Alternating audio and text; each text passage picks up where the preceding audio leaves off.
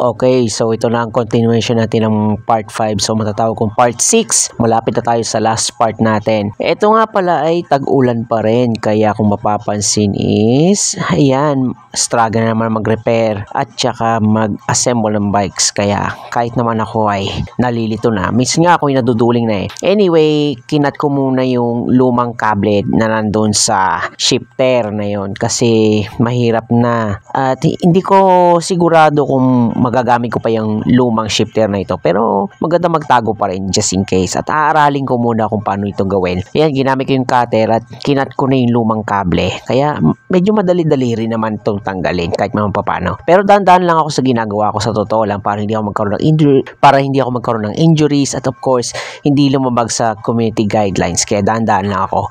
At paalala lang sa mga beginners, don't try this at home. Para hindi kayo matulad sa experience ko na nagkaroon ng injuries at madali pa ako ng community guidelines violation dito sa social media. Kaya mahirap na. Natapos ko nang ikat yung lumang shifter kasama yung kable doon sa kinalas ko nung nakarang araw. Ngayon susubukan ko namang i-adjust yung galing sa preno. Kaya ito, tatanggalin ko muna yung end cap pansamantala. Then i-adjust ko doon sa front caliper na nilagay ko. Dahil kasi ito mukhang sumobra ako doon sa paglagay ng housing. At ito tatansyanan na naman muli at titignan kung tama yung pagkakabit. But still halatang wrong way pa rin. Kaya mahalatang baliktad to. Kaya pagdating doon sa guest mark is siguradong mag-expect siya ng kakaiba at sila manghuhusga pagdating sa bagay na to. Almost perfect. Halos baliktad. Baliktad na nga sa kable. Baliktad pa sa caliper. Kaya alam ko na sa sarili ko. Okay, ito ay paalala sa mga baguhan. Huwag nyo itong gagayahin to. Pawang mga professional lamang makakagawa nito. Kaya hanggat maaari ay patuloy pa rin tayo mag-iingat. Kaya ito, on trial pa rin naman ako. Kaya pumapasok yung trial and error at alam ko yung sa sarili ko na may mga magagawa pa rin ako mali. And for sure, nangyayari talaga sa buhay natin. Kaya mas lalo tayo matututo at maging mas maingat tayo sa mga susunod na mangyayari sa atin.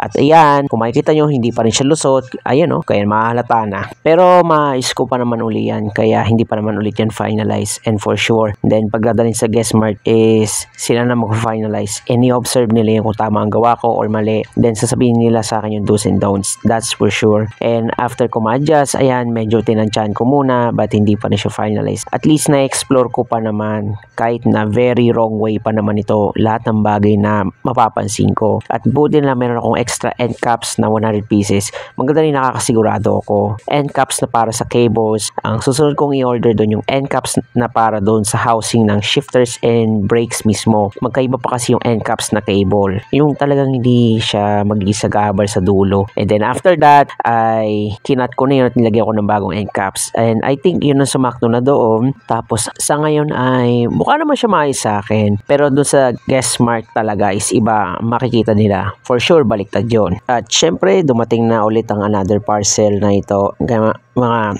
mga ilang parcel to, mga dalawa lang. So dumating yung dalawang parcel is itong 16mm 1/2 para dun sa tools na ito. And of course dumating yung 1/4 ulit na another set. Dito naman sa rear caliper, gumamit ako ng 5, yung 5nm. At nung sinubukan ko talagang kalasin, napakahirap. Kahit lagyan ko siya ng WD-40 is wala rin kasi nga talagang nadadali siya ng kalawang. Pero in totally, pag nabuksan ko naman ito ng malakas na puwersa, malamang meron itong thread locker talaga na maayos talaga naman siya. Kaso mahirap lang siyang buksan.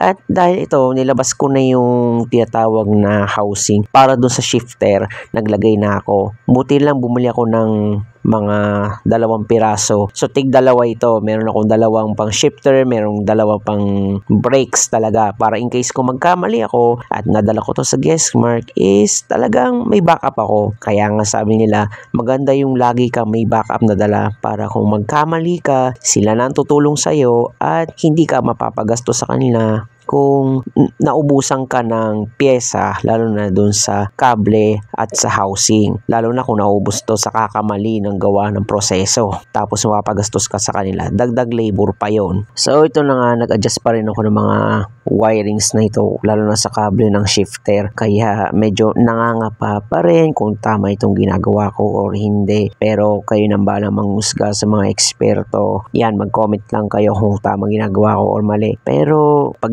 dinala to sa guest mart yan sa Santo Tomas. Siguradong makikita nila to na yung iba mapapakamot ang ulo kung bakit ganyan ang pagkakasetup ko kasi medyo mess up nga to eh. At ayun, dahil alam ko yung nagawa ko kaya ma-explain ko sa kanya to na maayos kung paano yung history na naganap dito sa bike na ito. At ito, gumamit ako ng martilyo pero dahan-dahan sa pagpasok ng casing. Yan yung triangle shape, yan yung casing dun sa buta para masara ng ayos yung housing na nilusutan mo kasama yung kable. At ito na, okay na ang pagkakalagay ko sa ngayon kaya pagtiyagaan ko muna lahat ng mga na-experience ko. Then after that, isisingit ko naman dun sa may bandang gilid naman yon. Yun na may para yun sa rear caliper kaya kung mapapansin, ganyan ang pagkaka-insert ko doon. Ito siya oh. Then after that, nilalagay ko doon sa may bandang brakes doon. Yan, kung mapapansin, very wrong way na naman tong ginawa ko. Alam ko yan sa sarili ko kasi napagdanan ko ngayon. Kaya hindi ko alam itong ginagawa ko sa una dahil nga nangangapa talaga ako ng matindi kaya ayan, may lagay ko doon tapos ayun yung rear caliper ayun lusutan doon ng kable sa dulo. Then medyo tansyado naman yung dulo, almost perfect naman kaso nga lang makikita mo medyo hindi nga lang pantay yung pagkakalagay ko doon sa housing kaya mahalatang wrong way pa rin still at mahirap lang talagang ilagay sa dulo yung wire na yun which is yung kable doon sa brakes kaya nangangapa pa rin. At ito, gumamit ako ng cutter then yung end cap at yung pliers or plies para masara lang to na maigi. At noon chinek ko ang brakes doon sa kaliwa is okay naman siya. Kaso halatang baliktad na rin to kaya aminado ko na yan lahat ng mga mistakes ko kaya hindi na ako magtataka. So ito nga pala, this is Marky Macaroni. See you on the next video. Abangan ang last part ng video na ito.